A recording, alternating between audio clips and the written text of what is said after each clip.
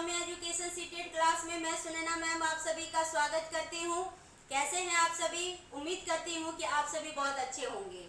आज हम लोग हिंदी व्याकरण पढ़ने जा रहे हैं और आज हम लोग हिंदी व्याकरण का पहला अध्याय वर्ण विचार से अवगत होंगे। तो चलिए हम लोग आज जो है टॉपिक लिख लेते हैं, वर्ण विचार।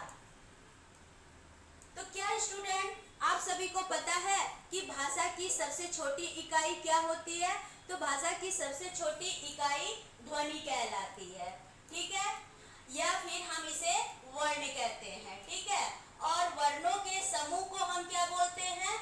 वर्णमाला कहते हैं, ठीक है। वर्णों के समूह को हम क्या बोलेंगे? वर्णमाला बोलेंगे, ठीक है। चलिए अब आपको ये समझना है कि वर्णमाला जो है वो हिंदी में कितने हैं, ठीक है। तो अगर हिंदी में वर्णमाला की बात की जाए तो हिंदी में वर्णों की जो संख्या है वो 52 है, यानी 52 है। तो हिंदी में वर्णों की संख्या 52 है, 52 है, ठीक है। अब हम यहाँ क्या देखेंगे? तो यहाँ हम स्टूडेंट मूल रूप से जानेंगे कि अगर हम हिंदी वर्णमाला की बात करते हैं तो हिंदी वर्णमाला को क्या किया गया है? विभाजित किया गया है। तो अगर विभाजन के दृष्टिकोण से देखा जाए तो हिंदी वर्णमाला के कितने रूप हैं? तो 2 रूप हैं। एक है स्वर वर्ण और दूसरा है व्यंजन वर्ण, ठीक है। तो चलिए इसको हम मिटाते हैं। अब हम लोग जानेंगे वर्णों के प्रकार। वर्णों के प्रकार। तो वर्णों के प्रकार की जब हम बात करते हैं तो वर्णों के कितने प्रकार होते हैं? तो 2 प्रकार होते हैं। कितने प्रकार होंगे? 2 प्रकार। एक होता है स्वर वर्ण और दूसरा होता है व्यंजन वर्ण। व्यंजन वर्ण ये आप देखिएगा, ठीक है। तो स्वर वर्ण और व्यंजन वर्ण को जो है क्या किया गया है? वर्णों के 2 प्रकार बताए गए हैं। अब बात करते हैं कि हम स्वर वर्ण कहते किसे हैं? तो स्वर वर्ण उस वर्ण को कहते हैं जिनके उच्चारण में हमें क्या हो? हवा मुख से निकले, ठीक है। यानी कि अबाध गति से जब कोई भी हम स्वर को बोलते हैं या मुख से विचार व्यक्त करते हैं उसे ही हम क्या बोलते हैं? स्वर वर्ण बोलते हैं, ठीक है। तो इसमें क्या होती है? यानी कि ये स्वतंत्रता पर, यानी कि ये मुक्त होता है। क्या होता है? मुक्त उच्चारण पर आधारित होती है, ठीक है। लेकिन जब हम व्यंजन की बात करते हैं तो व्यंजन में क्या होता है? जब हम स्वरों की सहायता लेकर के जिन वर्णों का उच्चारण करते हैं उस वर्ण को हम क्या बोलते हैं? यानी व्यंजन वर्ण बोलते हैं, ठीक है। चलिए आप सभी को ये समझ में आ गई होगी। तो यानी कि ये क्या है? स्वरों की सहायता से बोली जाती है। स्वरों की सहायता से बोली जाती है, ठीक है। अब यहाँ हम स्टूडेंट एक बात जानेंगे कि ये स्वर व्यंजन और स्वर वर्ण और व्यंजन वर्ण के क्या हैं? प्रकार हैं, ठीक है। चलिए अब बात करते हैं कि स्वर वर्णों को भी क्या किया गया है? वर्गीकृत किया गया है। कितने भागों में वर्गीकृत किया गया है? 3 भागों में वर्गीकृत किया है। तो आगे बढ़ते हैं। तो स्वर वर्ण का वर्गीकरण। स्वर वर्ण का वर्गीकरण।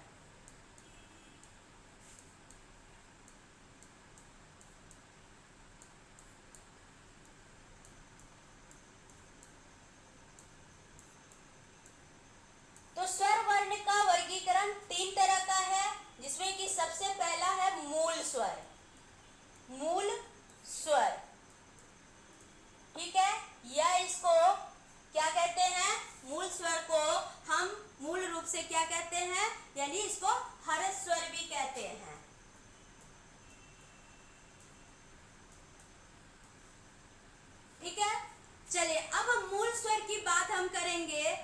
स्वर होता क्या है, यानी कि जिन स्वर के उच्चारण में कम से कम समय लगता है उस स्वर को हम मूल स्वर कहते हैं।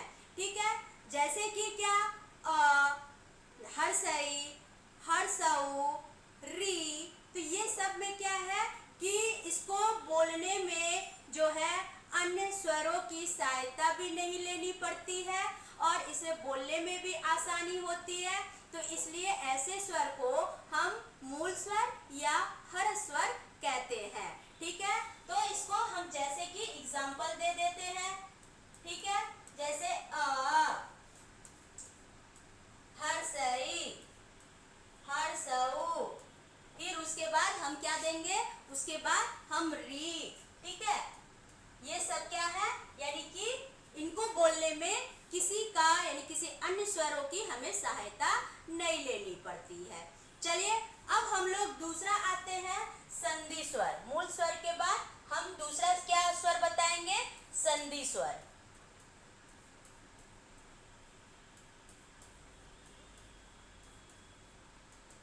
तो संधि स्वर क्या होता है, तो संधि स्वर के बारे में हम स्टूडेंट जानेंगे कि संधि स्वर जो होते हैं जिनके उच्चारण में मूल स्वरों की सहायता ली जाती है उस स्वर को हम संधि स्वर कहते हैं। ठीक है, जैसे कि ये जो संधि स्वर, संधि का ही मतलब होता है यानी कि जहां हम दो वर्णों का क्या करते हैं, संगम करते हैं। ठीक है, तो संधि वही होती है। तो संधि जो होते हैं वो संधि स्वर दो प्रकार के होते हैं, एक होता है दीर्घ स्वर और दूसरा होता है संयुक्त स्वर। ठीक है, तो इसमें क्या है, तो ये संधि स्वर क्या हुआ, जो मूल स्वर की, मूल स्वरों की सहायता से बोली जाती हो, मूल स्वरों की सहायता से बोली जाती है,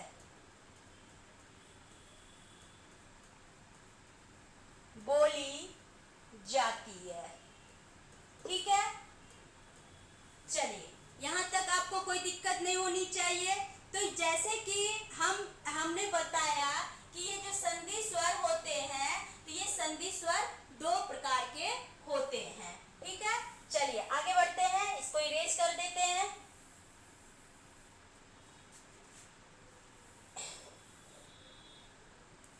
तो संधि स्वर के प्रकार,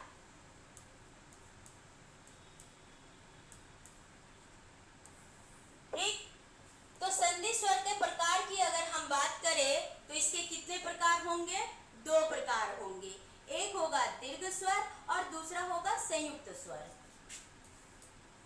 दीर्घ, दीर्घ मतलब होता है बड़ा, और दूसरा हो गया संयुक्त स्वर।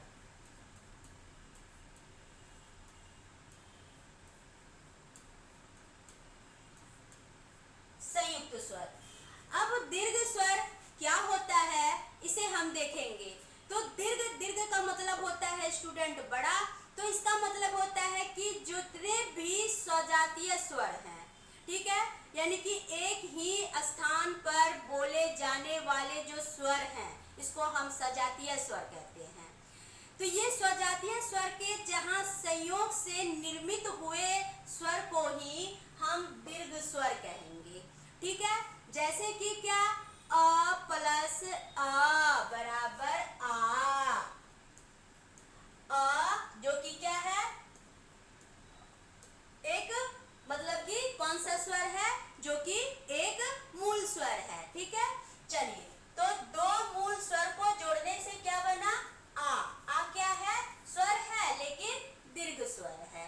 ठीक है, उसके बाद हर्षऊ, हर्षऊ जोड़ हर्षऊ बराबर दीर्घऊ, तो ये क्या है, दीर्घ स्वर है।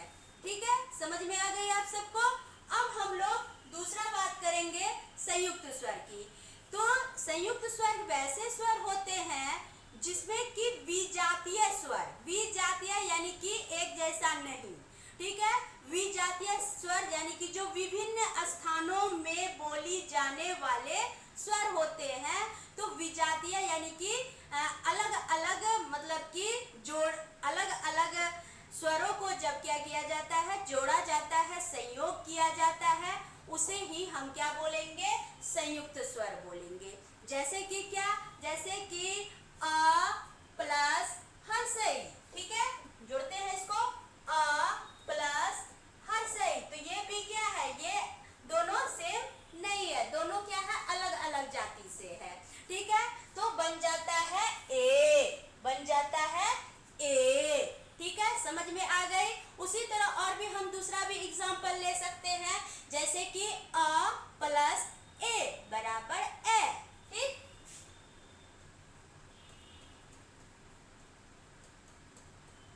ठीक, इस तरह से हम क्या कर सकते हैं, संयुक्त स्वर बना सकते हैं।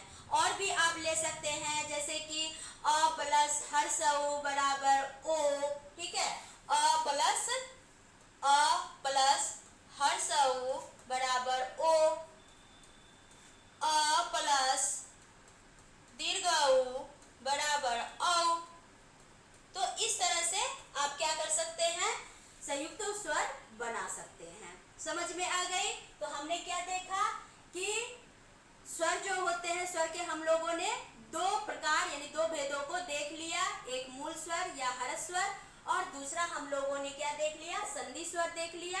तीसरा अब देखेंगे हम लोग प्लूत स्वर, ये दूसरा था, ठीक है। अब तीसरा हम लोग आते हैं, तीसरा है प्लूत स्वर।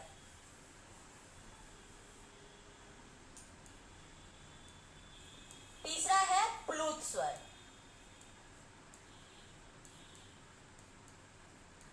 तो ये सबसे लंबा स्वर होता है, ठीक है, यानी कि इन स्वर के उच्चारण में क्या होती है, बहुत ही अधिक टाइम लगता है, ठीक है, तो बहुत अधिक समय लगता है, इसलिए इस स्वर को हम क्या बोलते हैं, दीर्घकालिक स्वर बोलते हैं या फिर प्लूत स्वर बोलते हैं, ठीक है।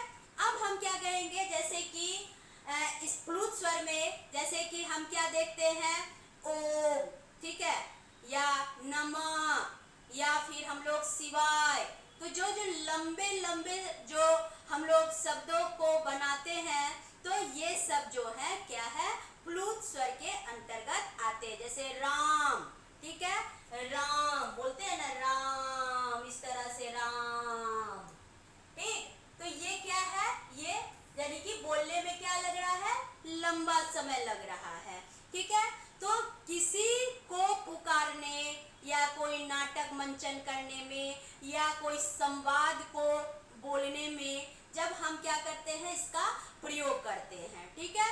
चलिए, बहुत अच्छा। तो ये थे आपके क्या, यानी कि स्वरों का वर्गीकरण, यानी कि स्वरों के भेद थे, ठीक है। अब है कि नेक्स्ट हम देखेंगे अगले वीडियो में कि स्वरों का उच्चारण स्थल, ठीक है। तो चलिए, अगर स्वरों वर्ण के बारे में और वर्ण के प्रकार यानी कि स्वर के बारे में अगर आप जान गए हैं और स्वर के भेद आप जान गए हैं, तो आप अपने कंसेप्ट को कि समझे कि नहीं समझे, आप कमेंट बॉक्स में कमेंट जरूर करिए, ठीक है, ताकि हमें भी समझ में आ गया कि हमारे द्वारा पढ़ाया आपको अच्छी तरह से समझ में आया। और फिर हम लोग इसके कंसेप्ट को और आगे देखेंगे, क्योंकि ज़्यादा वीडियो लंबी करने से फिर आपकी इंटरेस्ट थोड़ी घट जाती है। तो चलिए, हम लोग फिर मिलते हैं नेक्स्ट वीडियो के साथ, तब तक के लिए आप सभी को बाय बाय।